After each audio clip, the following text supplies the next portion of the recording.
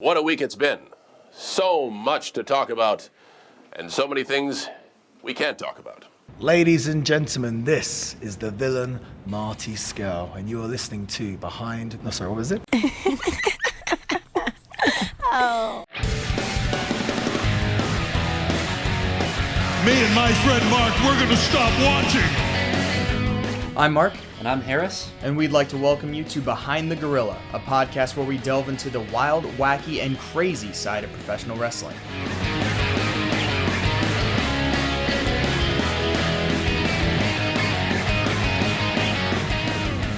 Alright guys, well, we're actually recording this in person for the first time in a while. Yeah. Since the WrestleMania one, I guess. Yeah, so it's been a while. But we pretty much only do this when big wrestling pay-per-views take place, which is WrestleMania, maybe the Royal Rumble, and every AEW one. Because they're the only ones that matter, really. Well, then there's only, 4 of them a year? Right, right, because they matter. Right, they're a big deal, yeah. So yeah, Double or Nothing just ended. Another, again, AEW, I've yet to see a bad show, and I've yet to see a less than, great pay-per-view from AEW. They deliver each and every time. Yeah, I think I felt like some of this is just me getting tired, but I was kind of starting to run out of steam as we got a little bit later into the card, by the women's title match. It was a good match, but I was flagging a little bit. But yeah, the Moxley match was really good, and then the main event was just so bananas. I mean, it was a great note to end on. Awesome show. Yeah, we just saw the Money in the Bank pay-per-view a couple weeks ago. And then we watch this. We both only watched the Money in the Bank match. Right, yeah, not the pay-per-view, just the match.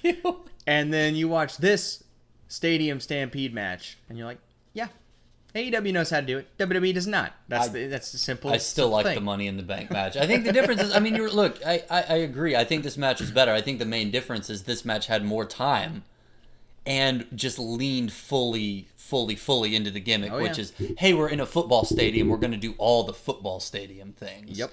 And I think the Money in the Bank match was good. I think it did some of that, with the WWE office and cameo stuff. Sure. It could have gone farther, and this is the perfect escalation of that. I think fully realized what this sort of gimmick match, in this case in a football stadium, could be. What was...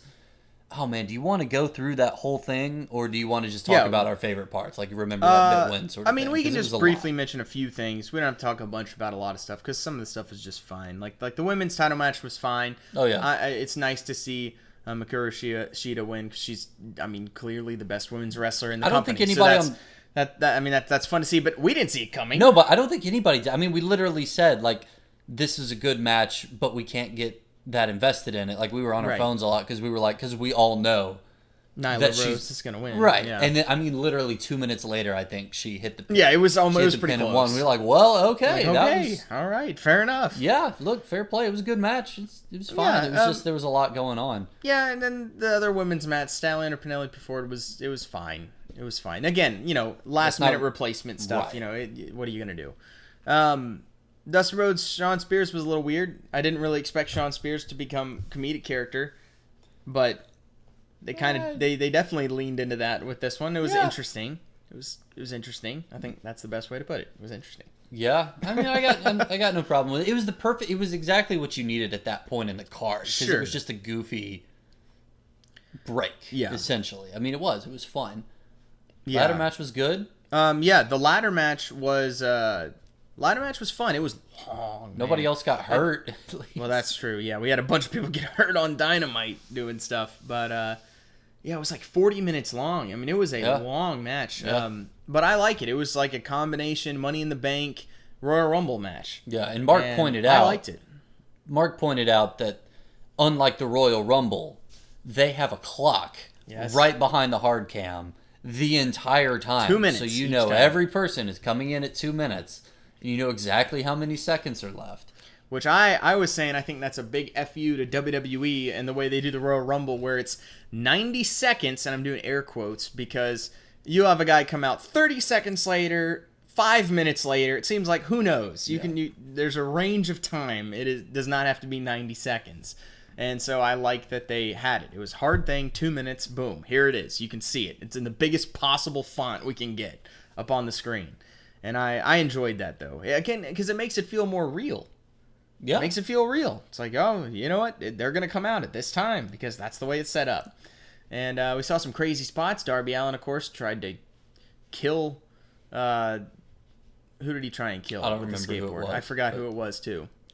Tried to kill someone. I think it was Kip Sabian. Tried to kill him with a skateboard, jumping off of a ladder, through another ladder. Yeah, with his skateboard. And missed and crashed through it and broke his leg. It was... it looked bad. It was not. It was not a good. Not good. You had another great spot with Joey Janela doing the Death Valley Driver on someone on top of that chip, that big pile on top of Brian Cage of stuff. Yep. I don't remember who took it though. They did. I don't remember. Probably either. was Darby. It was like 5 hours ago. To be honest, it was probably Darby. In our defense. They did that classic ladder match spot where you take the big monster, just Brian Cage making his debut. Yeah, you stack all the stuff on top of him, and then you hit some crazy move on top of that, and he just gets to lay there dead for like 20 minutes. Yep, that was good. We didn't get to see as much from Luchasaurus. I was expecting a little bit more of a showcase from him. There was the bit where Marco Stunt brought out his own little ladder. That was pretty good. I was a fan of that. Whatever. Not a fan. Whatever. But yeah, the big story with that one is Brian Cage being the mystery entrant and then winning the chip, I guess, to get the next title shot. Mm-hmm. Which is interesting, and I pointed this out. AEW now 2 times in a row now, their next contender is not someone already in the company, and it's someone who just comes in, and they put right in a title match. Obviously, Brody Lee, they did that. He had 1 match and then was in the title match. And now it's a little different with Cage because it's the setup of the match. You know, you win this and you get the title match. So it's a little different, but still, you got a new guy just coming in and immediately being in a title match. So that's just, I don't get it because I don't feel like that's a good way to push a new guy. Right. Because I don't see Moxley losing yet still. Right. So that's, I mean, obviously they have, I don't know when this title match is going to be. I don't know if it's at like All Out the next pay-per-view or what. I'm not sure. Yeah. So, if it's that far out, you can build something with that, obviously. So we'll see. But, I mean, Brian Cage is obviously more than deserving with the track record that he has. But it's still just interesting that they're... And we were saying, while we were watching this match, we're like, none of these guys seem like they would be a title contender. Well, AEW's in a weird spot because they either have... as new as they are. I mean, this is their 1-year anniversary, right? And they haven't been on TV that long. They've only been on TV a few months. So, like, they have some homegrown stars, some people that, like, were introduced mainly through AEW, didn't have, like, a ton of indie success before that. Like, they were out there, but most of their, like, A-list main event talent is people that made their name somewhere else. Mostly WWE, and then you have, like, the Bucks and Kenny Omega and... Like, I mean, the closest thing, I guess, would be Hangman Page. Yeah. Like, kind of on that level. But they've already kind of moved through a lot of those. And they're trying not to get too stale. So Jericho's held the title, You've had Hangman challenge. They're reluctant to push Kenny Omega, which is... it is odd. I wonder if that's his decision. I'm not sure. I think long-term, he might be the guy to beat Moxley. I don't know. I'm convinced there's still some long-term plan that somebody at least has, even if they haven't hatched it yet. But... You're right. Everybody in this match are like, oh, yeah, Luchasaurus, like him. It's just a time question, frankly. Yeah. Like, they just haven't been around long enough. I don't think it's a bad thing, but it is weird. You're like, all right, Darby Allin, cool. Did challenge a few months ago for the title, and it was a good match, but, like, you don't want to see him shotgun straight back into the main event. Like, it makes sense, you know what I mean? So, I definitely get what you're saying. I think, you see Brian Cage, you're like, all right, this guy's a monster. He can do a fun, quick and easy feud with Moxley, and Moxley's probably not going to lose to him. It's probably going to be one of those longer-term guys. But yeah, they just haven't been around long enough to, like, raise up their own class of main eventers. You know what I mean? Sure. I mean, which makes sense. It is a weird spot. But it was fun. A lot of stuff. I liked the format. It was a new format. Felt different, and it kept. It was exciting. I liked it. It was fun. A lot of good spots. Good ladder match. I think the best wrestling match of the night was Jungle Boy and MJF. I still stand by that. I forgot that happened. As that match was coming out, I was like, just watch, because those guys wrestled a few months ago, I think on a Dynamite, and put on an absolute clinic. Yeah, they're good. They're so good. MJF obviously is fantastic, being the biggest dick in the world, and I hate him.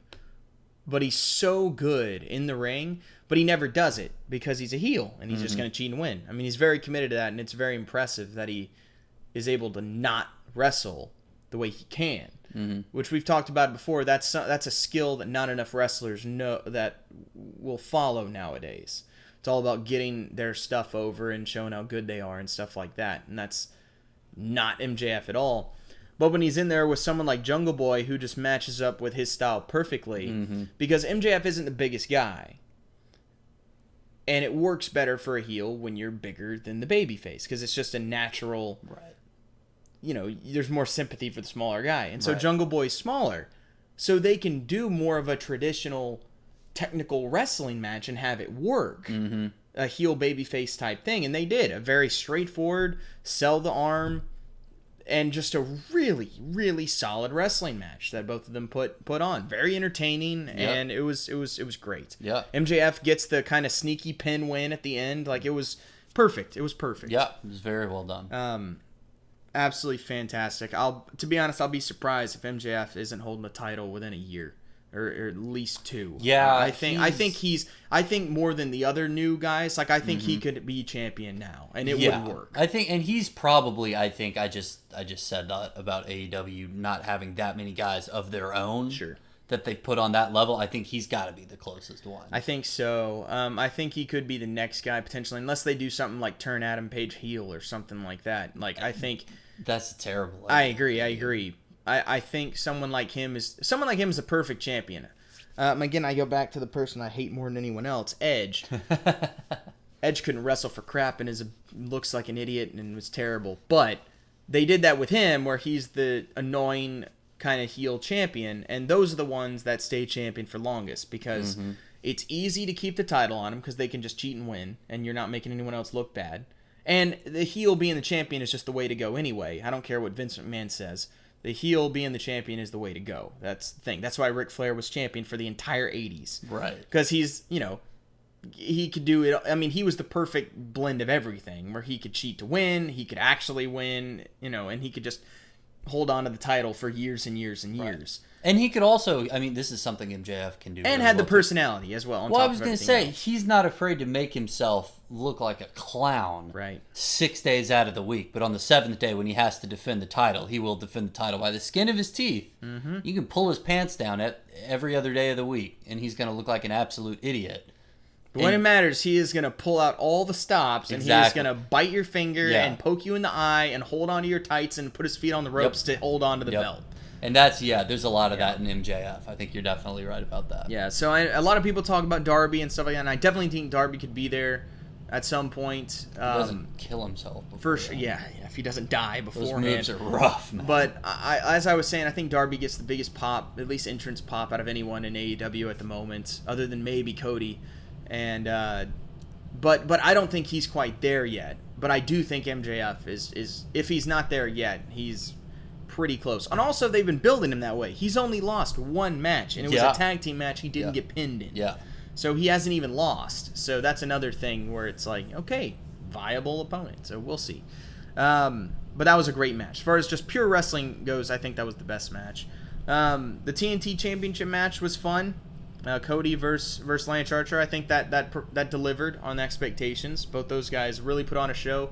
They did a good job of giving Lance Archer a ton to do. Beat the crap out of Cody for most of the match, as you want the big monster heel to do to the babyface. And then Cody, getting the win at the end with the extra heart and determination, all that stuff. I think it works. It was a fun ending, kind of a weird ending with the throwing out of Arn Anderson and Jake the Snake by Mike Tyson, which was great getting to see. A little awkward, but they reeled it back in with Tyson. Yeah, I don't think this is going to be the last we see of these two together. This felt more like not quite a teaser, but like this was just a little toe in the water. Yeah. I feel like for these two, with so much focus in this build being on the managers, and then having Tyson out there just stealing the show until the main event, in my opinion. Yes, he did. At one point, the camera kept cutting to him periodically because he's presenting the title, to the winner. Oh, yeah. And he busts out a big yawn because it's like 9:30 and he's an old man. And somebody clearly was like, Mike, you got to get up for it a little bit, man. This is a big deal. We need you to be animated. So the rest of the match, he was like, all right, come on, Cody, let's go. Let's go. Let's go. So it was cool. Yeah. And then, at some point, Jake the Snake is coming back in with a large sack with presumably a python inside. And Tyson's like, nope, and just takes off his shirt and bucks at him like, come on. And he's like 65 years old and still shredded. Oh, yeah. And he's just like, come on. And Jake's nope, no. So that, with all that going on, then you're like, oh, yeah, and Cody Rhodes won the match. Okay, cool. Right, right. That's fine. Cody, we were talking about this. Cody is...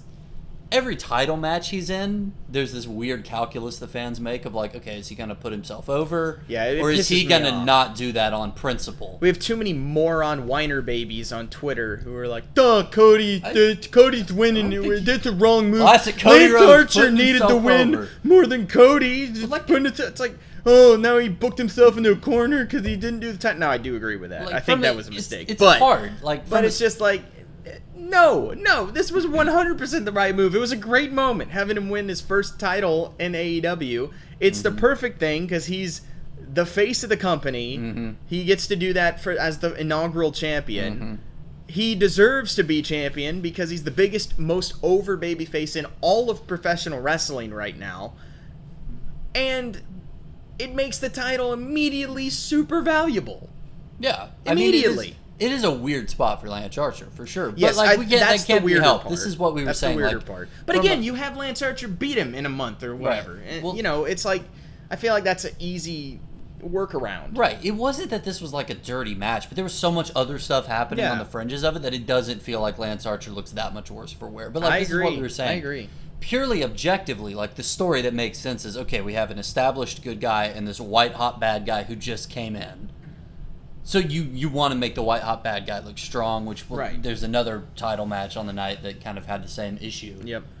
But you're right. From a marketing perspective, from just a week in, week out television content, who is the star of this show? It's Cody Rhodes. It makes perfect sense. It also, I don't know why. I could be wrong with this, but I don't see Lance Archer as being a good secondary champion holder. Not as new as he is. Well, that, and a guy that hot and that big, I just feel like you put the secondary title on him, I feel like that hamstrings him a little bit. I mean, I could be wrong with that, but to me it's I don't know, I feel like he's better without that belt. No, I can see that. I mean, the best, the gold standard of a secondary title run is something like John Cena's U.S. title run or that one summer. Bret Hart or British Bulldog or Razor Ramon's icy runs in the 90s. The mold you're looking for is the workhorse babyface who can have a good match with anyone and is willing to have good wrestling matches with anyone. Yep. And having a guy whose whole gimmick is smash people. Right. It doesn't, especially for your first ever inaugural secondary title reign. You know what I mean? Yep. I totally agree. I just don't think it's a good fit to have him as the TNT champion, at least not first. Yeah. So, no, I think this is definitely the right move. We'll see what the real belt looks like, because obviously with everything going on, they weren't able to get the actual belt. Now a bunch of other people are whining that are like, well, then just put it off. Just don't do it. What are you doing it for? It's you built up this whole thing, you morons. Oh my gosh. These whiner babies that are just whining because Cody won. I just don't understand. He's the most over babyface. Why are we whining so much? I don't know, dude. I haven't seen that from anybody. I've seen it from several big time follower Twitter account, wrestling Twitter accounts, and I just don't get it. It's controversy. Just don't understand. It was the right move. Okay. Get over it. Anyway, good match. They did exactly what they needed to do. They told the story they needed to do, and it worked. Obviously, it can't be as big of a moment because there's no crowd. So they were able to do. They leaned into more of the story stuff than the big moment of Cody winning the title, because you just can't make that as big of a moment without a crowd. So I thought that was the right move. Then we have the main event. Not the main event. What should have? Well, look, I think you put the title as the main event, period. Especially if you're AEW, that's kind of the way you've been promoting yourself. As we're the wrestling company, we're doing the wrestling things, we're making wins and losses matter, we're making the titles matter. And in our fourth pay-per-view, fifth pay-per, whatever, we're going to have our title not be the main event now. And look, technically I understand. I totally understand. You have this crazy main event that's going to be impossible to top as far as just pure entertainment excitement goes. A pre-taped as well. So you don't want to go live and then have everyone stop and then pre-tape the thing and then go back to live. Like, I get... Or actually, I don't even know if the whole thing was live. I would assume it was, because Dynamite has been. But, so I understand that, but I still think it's not the best look for what you've been preaching with your company. But not harping on it too much with this one, because the main event killed it. So, I get it. I get it. I do. I was going to say, I'll just say the other side of the coin. If you're going to do it, the main event better knock it out of the park, Sure. and it did. Yes, it did. Yes, it did. You were correct. But anyway, I think that match was exactly what it needed to be, as well as the other one, because they were in the similar situation where you're not going to have Moxley lose his first title. Well, I mean, I guess he had the Hager one, but first pay-per-view title defense. Right. And you can't give the title... But you also don't want to stop Brody Lee, who just came in, has had 2 singles wins, and somehow already gets a title shot, which is dumb. He has a couple more on his record. I don't know when they happen. Some of the I think he's been in some tag team matches. Oh, do those count? Oh, okay. I was kind of hoping it was like a Goldberg matches. situation. As far and as singles matches, I'm pretty sure he only has Okay. 2. I could be missing some, but they did. I anyway. felt like they handled this really well. Yes, I think this was booked about as well as you possibly could have. Yep. There's this great... What is he... Okay. What does Moxley call his finisher now? Paradigm shift. Paradigm shift. I call it the awful actions, just ironically in my head, because they can't call it the dirty deeds. And that just sticks in my head because I'm an idiot. Okay, paradigm shift. Yeah. He hits like 4 of those in a row Yeah. and can't pin him. Yeah. Which, and a part of me hates, just due to the kick out of finishers thing. But it's different when it's at the end of a match as a thing, and it's kind of earned. It's a little different than when they have the tag team match where the Bucks are kicking out of a finisher 2 minutes into the match. This might be getting a little bit like beyond the scope of the match, but like it's one thing if he hits it 4 times and then pins him on the 5th. To me, that's worse than if he hits it 4 times and then says, okay, clearly this is not working. Like, his head's too hard, or I don't have enough gas in the tank to hit it properly. So let me lock in this rear naked choke. And then he puts him to sleep. He hit it through the ring, the ring ramp, and he kicked out at a half a count. That was awesome, by the way. He didn't even... Yes, it was. But he kicked out less than 1. But it took him forever to get him back in the ring after that.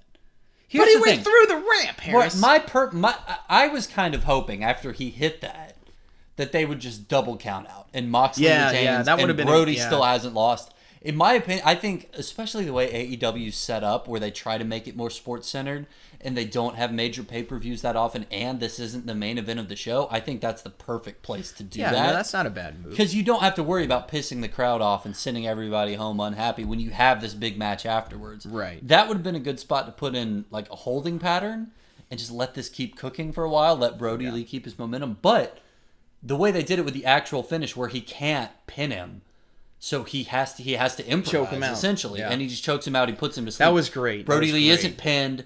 He didn't tap out. Right. He can. Yeah. He never gave up. He got sent through the ring steps and then choked out. It's or the ring ramp and then he got choked out. It's about as good a showing as you could possibly give him in that situation. And the match itself was just great. Yeah. It was just this brutal brawl, which is what Moxley is just perfecting this style. Yeah. This, stone cold brawling style of wrestling, and it works. It fits the character perfectly. He's great at it. It makes everything exciting.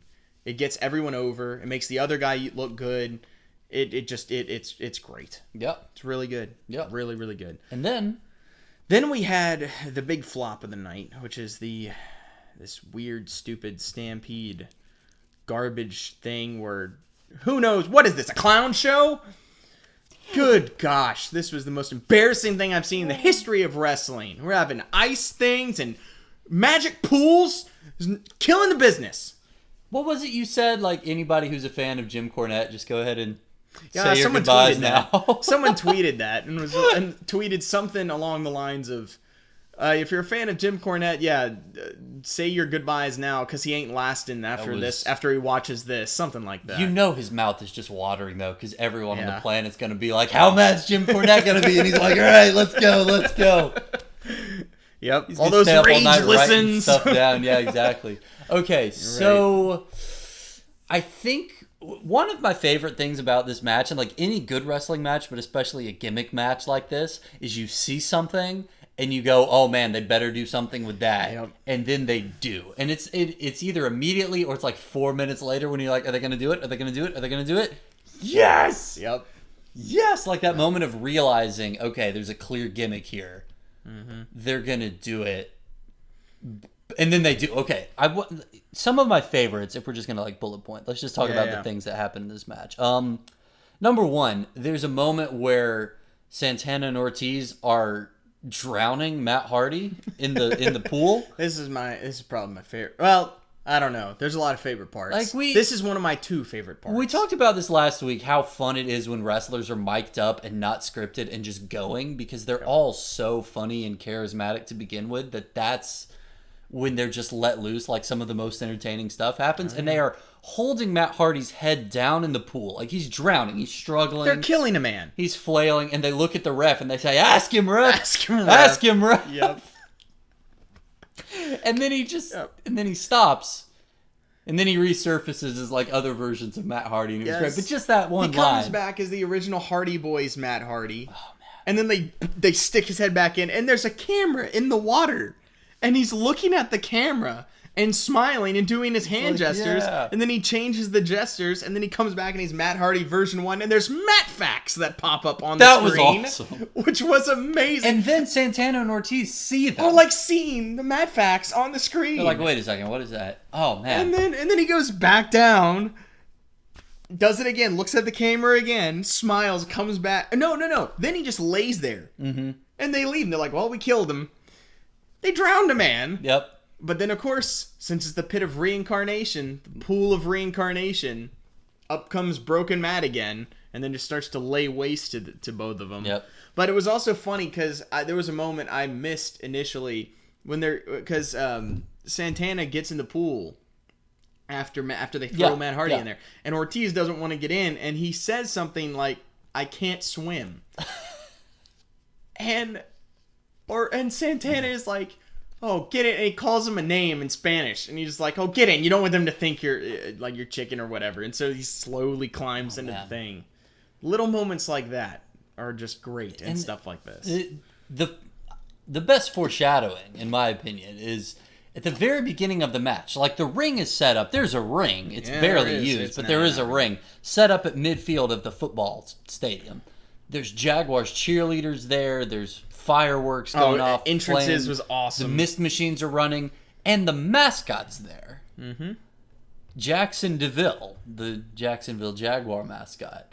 And I was like, oh man, he better do something. Yep. Because can you imagine being the mascot and getting called into work, like for Chris Jericho to make his entrance in a football uniform for his wrestling match, which was amazing. You knew from minute one. You're like, this is the best match of all time. Because they all came out to the music with fire, like you would do football entrances, and they say, "Coming in number 27, Chris Jericho." Incredible. And they're coming in inner circle uniforms with numbers and their names on the back. Chris Jericho, they're all wearing football pants with pads in them. Yep. Jericho's got eye black on. Sammy Guevara has an inner circle helmet that he comes in with, and you're just like, I'm watching the greatest thing I've ever seen. So then, Pro Wrestling Tees are going to sell these jerseys, and it's going to be number 1 of the week whenever those come out. So like 35 minutes later, all hell is broken loose. The match is spread to all these different corners of the stadium.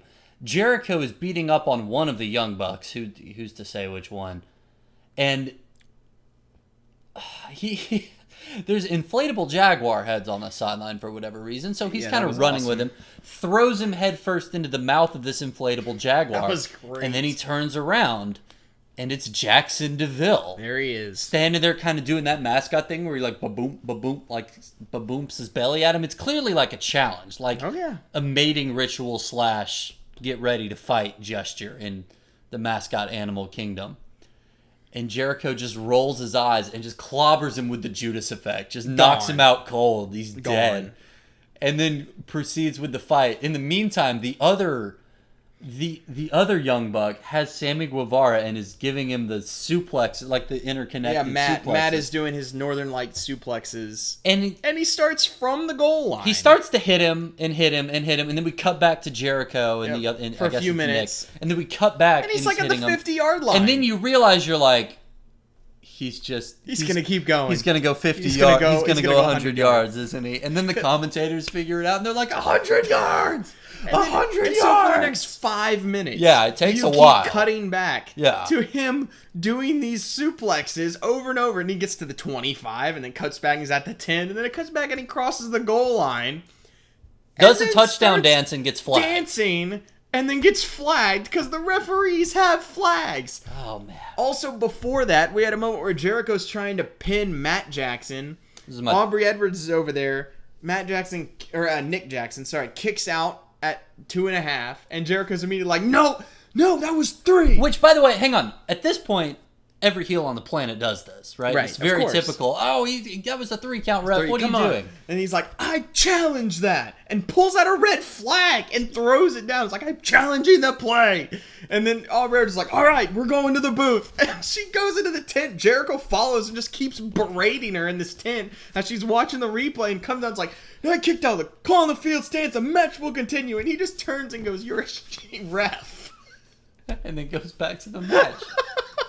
It was amazing. Man. We also got to talk about the big entrance made. We're watching this match go on, and all of a sudden, Harris is just like, wait, where's Hangman? Immediately, like within 10 seconds, we just hear like, and then you just see, here comes Hangman on a horse coming out of the bowels of the stadium and just makes straight for Sammy Guevara. And Sammy looks over with this look of just pure terror and you gotta be kidding me. And then just starts taking off across the football field. Being chased by a horse all the way back into the other side of the stadium. And then for the rest of the match, for the next 20 minutes, Hangman is just prancing around the stadium in the horse. Or on the horse looking for Sammy Guevara, I guess. Or it turns out was just looking for the bar.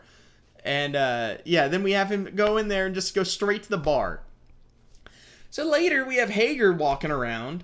He sees the horse, goes into the bar, and I was sitting there, I was like, I would love... Because you see, then it cuts to Hangman sitting there, just like a movie, with the same framing of the movie shot, with the camera, profiled with him on the bar.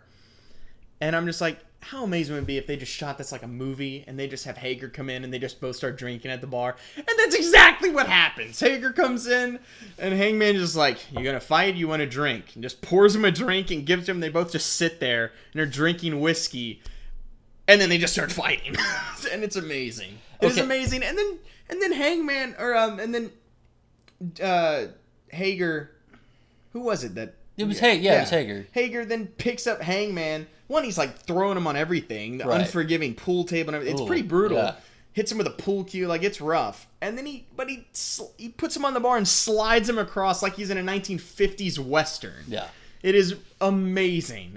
They hit all these beats that perfectly. You all just are like, I hope they do this. And they did every one of them. The last thing I want to point out, I think, is during that bit, eventually Kenny Omega comes to the rescue. Right. And it's like every hoss fight in a movie you've ever seen. It reminds me of something out of those old Davy Crockett movies that I would watch growing up. I don't know if you saw those, but where Kenny grabs a bottle of the bubbly, smashes it on Hager's head, and Hager just looks at him, just no sells. And then they look at each other, and then he grabs another bottle and smashes it over his head. And then he tosses a bottle to Hangman and smashes it over his head. And they just smash 7 bottles of champagne over his head. And he's staggered by the end and he's wobbling back and forth. And they grab one more, smash it over his head, throw him over the bar. And then Hangman pours them each a drink, pours himself a whiskey, pours Kenny Omega a glass of milk. And they drink it and they walk off. It's just fantastic. It was so perfect. Good. So much fun. It was beautiful. Yeah, that was my other favorite part of the match. It wasn't. Jury's out. I think it's too soon to say whether or not this is better than the baseball Falls Count Anywhere match that we discussed. Yeah, But it's- what was that? Was that DDT or was it another Japanese company? I don't remember. That was great. It's in the ballpark, The Tokyo right? Dome No match pun was- intended. yeah, It's yeah, it's that that was- caliber. It's that good. Yeah, that was really good. Absolutely. But and then we got to have another Sammy Guevara moment. Actually, we had about 100 of them, but Gonna say he just got killed. I had another one where he thinks he's like the last one standing, and he's I like, forgot about "Oh, this. I did it! I'm the last one! I'm doing it!" And this reminded me of the episode of Community, the Hot Lava episode, where you have Starburns at the end, just looking around. He's like, "I'm the last one," and then all of a sudden, I think that was when Hickey comes out with this giant thing. Someone comes out and just knocks him over. But anyway, but then all of a sudden, you just hear like a engine start revving, and his face just go like terrified, and then here comes Matt Hardy and Kenny in the same carryall and just line up at the end zone, and he just has this look of pure terror, and it's framed again, it's framed like a movie. You have it just in the background, racks focus to them, you see the headlights turn on, the horns start beeping, and then just takes off after him. They're chasing him the whole length of the field. He jumps into the stands, and then that ends up leading to the finish with the big one-winged angel off the big platform all the way back down onto the field. Yeah. Which was great, which they did not set up I was well gonna say at the all. only real complaint of this match is that the finale, which was this one-winged angel off of what looked like 2 stories. Yeah, it was like, high. straight down onto a crash pad, but still, like, it was a great, like, they fell for a solid, like, 4 seconds. Yeah, it was I mean, it was a great. great spot. But until he hit it, I don't think anybody knew that's how high they were. There was no sense of, like, oh no. It was just like, oh, that was a lot higher than I thought it was. Yep. That's, like, the only complaint that I think anybody can have about this match. Yeah, and then that leads to the Unless finish. you're Jim Cornette. Yeah, of course. And so the Elite beats Inner Circle. Much needed win for the Elite. Also, we forgot to mention Matt Jackson doing a moonsault off the goalpost. There was which a lot of stuff that fantastic. happened in this match. I feel like you just Sammy remember Guevara later. with the sprinklers, like it's just one after another of just Vanguard. The new Neo. one, Neo 1 made an Yeah. appearance. The replacement for Vanguard 1, so that was fun. But yeah, it was just non-stop action. Everyone got stuff. It was very entertaining, very very entertaining. Another great pay-per-view overall, man. They've been killing it. They kill it every week. Dynamites are always entertaining. It's the one wrestling show I watch every week. Now that NWA isn't running any shows, and they're still killing it. All right, well, that is for this recap of Double or Nothing. Make sure and tune in on Monday where we have a new episode come out. So make sure and check that out. Regular episode, not this extra stuff. I don't know what I'm saying. It's late. All right. Thanks a lot, guys. Harris, any final thoughts on Double or Nothing? Well, see, I would say like go out and watch it, but it's harder to watch than pay-per-view. It's just on the network. But you know, if you got $50, drop it. If not, somebody will probably put a pirated version of the main event on YouTube. So Not that we're condoning that. no, not at all. But you know, it's a great match. Absolutely worth your time. The Yes. epitome of everything we Like talk about in this podcast. this is definitely in 5 years when we're still doing this podcast because we're sad and pathetic. We'll be talking about this match as a topic on our show, for sure. Or if you're Harris, you might just do it next week. I mean, I probably won't. I think we hit the highlights here, but you know, you never know. Anyway, it was awesome. Definitely watch it. All right, guys. Thanks a lot for listening to this recap, and talk to you on Monday, the next episode of the podcast.